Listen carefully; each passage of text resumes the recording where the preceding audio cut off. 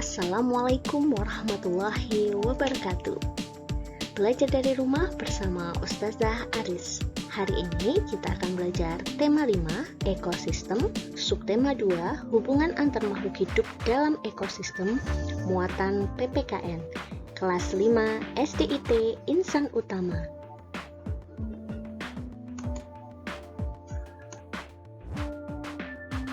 Yang akan kita pelajari yaitu manfaat persatuan dan kesatuan untuk membangun kerukunan dalam bingkai Negara Kesatuan Republik Indonesia. Proklamasi Kemerdekaan Indonesia. Perjuangan bangsa Indonesia dalam melawan penjajah sudah dimulai sejak lama. Cut Nyak Dien, Tuanku Imam Bonjol, Pangeran Diponegoro, dan Pangeran Antasari berupaya mengusir penjajah meski perlawanannya masih bersifat kedaerahan. Akan tetapi, perjuangan mereka mengalami kegagalan. Hal ini disebabkan oleh tidak adanya persatuan dan kesatuan. Rasa nasionalisme bangsa Indonesia mulai muncul sejak berdirinya organisasi Budi Utomo tahun 1908. Semangat yang ada semakin diperkuat oleh Ikrar Sumpah Pemuda yang dibacakan pada Kongres Pemuda II tanggal 28 Oktober 1928. Pada kongres tersebut, bangsa Indonesia mengakui tanah air satu, bangsa yang satu, dan bahasa persatuan yakni Indonesia.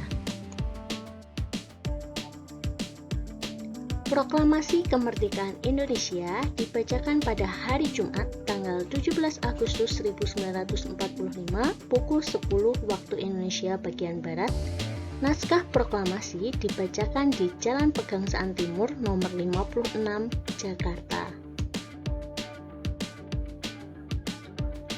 Proklamasi kemerdekaan berhasil dibacakan atas kerjasama berbagai pihak. Para pemuda dan masyarakat Indonesia mempersiapkan proklamasi kemerdekaan dengan semangat persatuan dan kesatuan. Isi dari teks proklamasi merupakan hasil dari diskusi Soekarno, Muhammad Hatta, dan Ahmad Subarjo menyumbangkan ide secara lisan. Setelah naskah selesai dibuat, Soekarno meminta Sayuti Melik mengetik naskah tersebut dengan ditemani BM Diah. Penyusunan naskah proklamasi tersebut dilakukan di rumah Laksamana Maeda, seorang perwira tinggi Angkatan Laut Kekaisaran Jepang yang bersimpati terhadap perjuangan bangsa Indonesia. Setelah proklamasi kemerdekaan, dilakukanlah pengibaran bendera merah putih yang dikibarkan oleh Latif Hindraningrat dan Suhud Sastrokusumo. Bendera merah putih tersebut dijahit oleh Ibu Fatmawati. Saat pengibaran bendera, seluruh masyarakat yang hadir menyanyikan lagu Indonesia Raya. Kemerdekaan merupakan cita-cita bangsa Indonesia. Oleh sebab itu, bangsa Indonesia bersatu untuk meraihnya. Nilai-nilai persatuan dan kesatuan diterapkan pada peristiwa proklamasi dalam bentuk kerjasama seluruh bangsa mempersiapkan proklamasi kemerdekaan Republik Indonesia. Ada yang menjahit bendera merah putih, menyiapkan bambu sebagai tiang bendera, menjaga keamanan selama teks proklamasi dibacakan, hingga menyebarkan naskah proklamasi ke seluruh penjuru Indonesia. Apabila bangsa Indonesia tidak bersatu, maka pembacaan teks proklamasi tidak dapat terlaksana dengan lancar. Semangat persatuan dan kesatuan yang telah ditunjukkan oleh para pejuang kita hendaknya terus diterapkan dalam kehidupan sehari-hari. Pengalaman panjang sejarah bangsa Indonesia telah memberikan pelajaran yang begitu berharga kepada rakyatnya. Dalam perjuangan yang dilakukan oleh orang-orang terdahulu menunjukkan betapa bangsa ini dengan sekuat tenaga menciptakan persatuan dan kesatuan bangsa Indonesia. Sejak Indonesia merdeka, berbagai peristiwa yang memecah belah persatuan dan kesatuan terjadi silih berganti.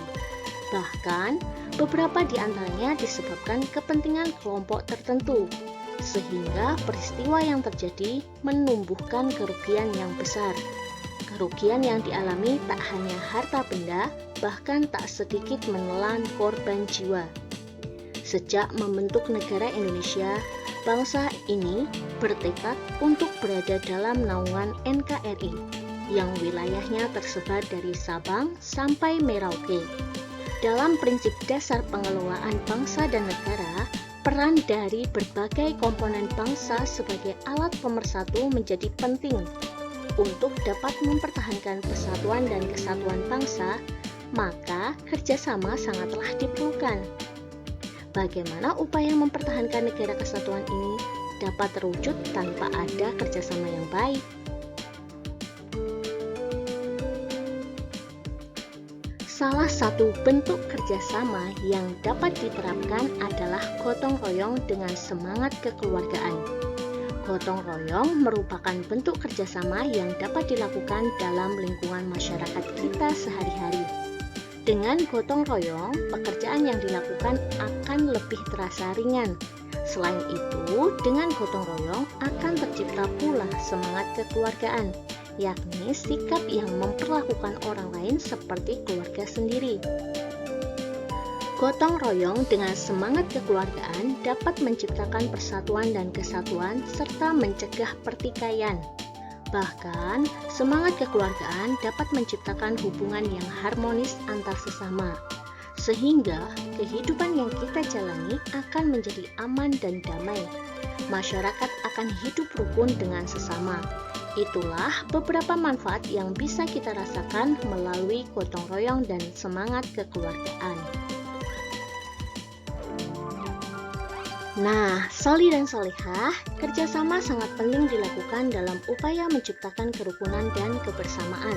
Selain itu, dengan kerjasama, pekerjaan yang kita lakukan akan terasa ringan. Kerjasama hanya diperbolehkan dalam melakukan hal-hal yang baik. Allah Subhanahu wa Ta'ala berfirman dalam Quran Surat Al-Maidah ayat 2, "Tolong menolonglah kamu dalam mengerjakan kebajikan dan takwa, dan jangan tolong-menolong dalam berbuat dosa dan permusuhan. Bertakwalah kepada Allah. Sungguh, Allah sangat berat siksanya." Nah, soli dan solihah, demikian tadi penjelasan dari Ustazah. Semoga bermanfaat. Tetap sehat, tetap semangat. Ustazah akhiri. Wassalamualaikum warahmatullahi wabarakatuh.